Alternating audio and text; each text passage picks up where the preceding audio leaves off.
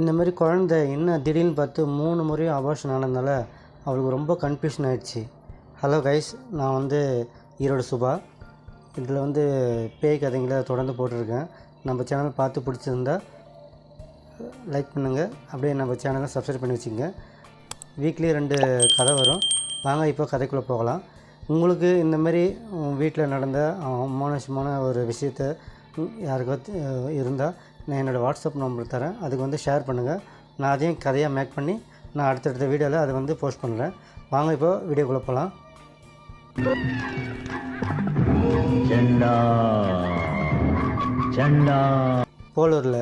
போலூரில் ரியலாக நடந்த ஒரு கதை.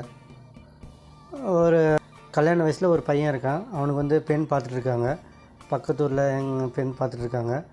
அப்படி பார்த்தோன்னே ஒரு பெண் வந்து அவங்களுக்கு அமைஞ்சிருது. அந்த பெண் அமைஞ்சோடனே மேரேஜ் பண்ணிவிட்டு அதுக்கப்புறம் வீட்டுக்கு போலூருக்கு கூட்டிகிட்டு வந்துடுறாங்க. பக்கத்து ஊர்லேருந்து பொண்ணை கல்யாணம் பண்ணி பக்கத்து போலூர் கூட்டிகிட்டு வந்துடுறாங்க. அப்படி கூட்டிகிட்டு வந்த உடனே நல்லபடியாக வாழ்க்கை அவங்கள 2 பேரும் ஹஸ்பண்ட் ஒய்ஃபும் நல்லபடியாக இருக்காங்க. அவங்களுக்கு வந்து ஒரு 4-5 மாதம் கழித்து பார்த்திங்கன்னா அவங்களுக்கு வந்து ப்ரெக்னென்ட் ஆகிறாங்க. டாக்டர்கிட்ட போய்ட்டு செக்கப் பண்ணுறாங்க. அதுக்கப்புறம் கன்ஃபார்ம் ஆகிடுச்சு. 1 மாதம் உங்களுக்கு கன்ஃபார்ம் ஆகிடுச்சு, 2வது மாதம் கன்ஃபார்ம் ஆகிடுச்சு. அதனால் வந்து நீங்கள் ஜாக்கிரதையாக இருங்கன்னு சொன்னாங்க. அதேமாரி அவங்க ஜாக்கிரதையாக இருக்காங்க. அப்படியே நாட்கள் போக போக ஒரு 6 மாதம் 7 மாதம் போகும்போது எல்லாமே செக்கப்பில் நார்மலாக என்னென்ன டேப்லெட் சாப்பிடணும் எல்லாமே டேப்லெட்டில் சாப்பிட்றாங்க. பார்த்திங்கன்னா ஒரு 7வது மாதம் அது வந்து குழந்தை வந்து தானாகவே அபார்ட் ஆகிடுது. அது என்ன காரணம் தெரியல. ஹாஸ்பிட்டலில் போய் செக் பண்ணுறாங்க. அவங்களுடைய ஹஸ்பண்டை செக் பண்ணுறாங்க. உங்களுக்கு 2 பேரும் எந்த பிரச்சனையும் இல்லை, உங்கள் ஹெல்த்தில் நல்லா தான் இருக்குது, சரி நீங்கள் ஒரு 1 இயர் கேப் விட்டு அதுக்கப்புறம் நெக்ஸ்ட் குழந்தைக்கு நீங்கள் வந்து ட்ரை பண்ணுங்க அப்படின்னு சொல்லிட்டு விட்டுறாங்க. மறுபடியும் அவங்க லைஃப் வந்து நார்மலாக போய்ட்டுருக்கு. மறுபடியும் ஒரு 1 இயர் கழிச்சு மறுபடியும் ஒரு இந்த மாதிரி ப்ரெக்னென்ட் ஆகுறாங்க.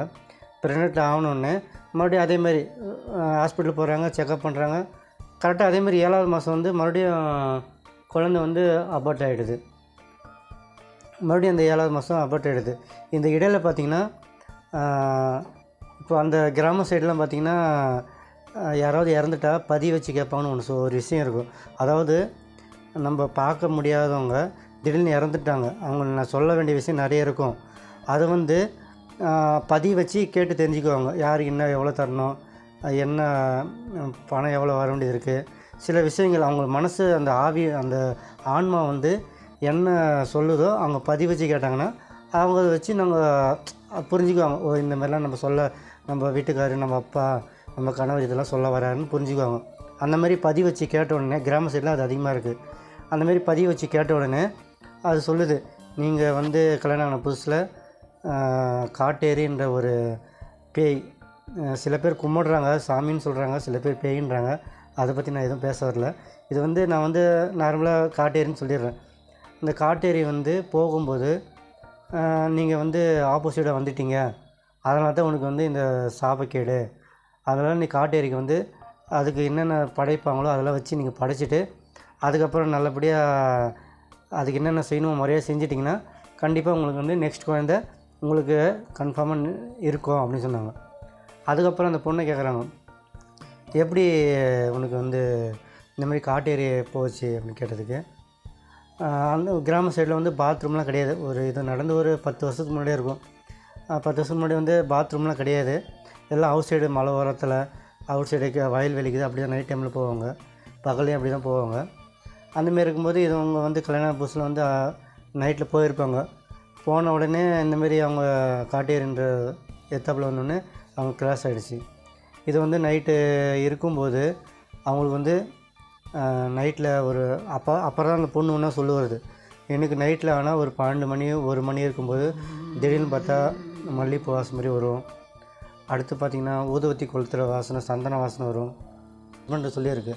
அதனால் இனிமேல் நீங்கள் வந்து தனியாக எங்கேயும் போகாத, எங்கேயோ போகிற மாதிரி இருந்தால் என்னை கூட்டிகிட்டு போ அப்படின்னு சொல்கிறாரு அவங்க வீட்டுக்காரர் அவங்க ஒய்ஃப்கிட்ட. அதுக்கப்புறம் மறுபடியும் அது காட்டேரிக்கு என்னென்ன வச்சு படிப்பாங்களோ அதெல்லாம் வச்சு முறைப்படியாக ஒரு பூச்சேரி வச்சு படிச்சிடுறாங்க.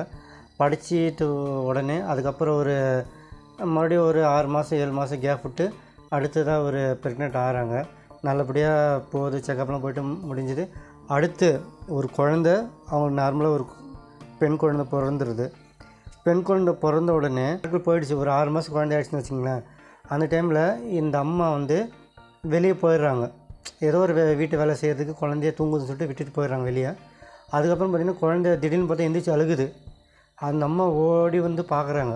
வெளியே நின்று பார்த்தீங்கன்னா திடீர்னு ஓடி வந்து பார்க்குறாங்க. வெளியே நின்று பார்க்கும்போது திடீர்னு ஷாக் ஆகிடுறாங்க. அப்படியே எதனாலன்னு பார்த்தீங்கன்னா உள்ள ஒரு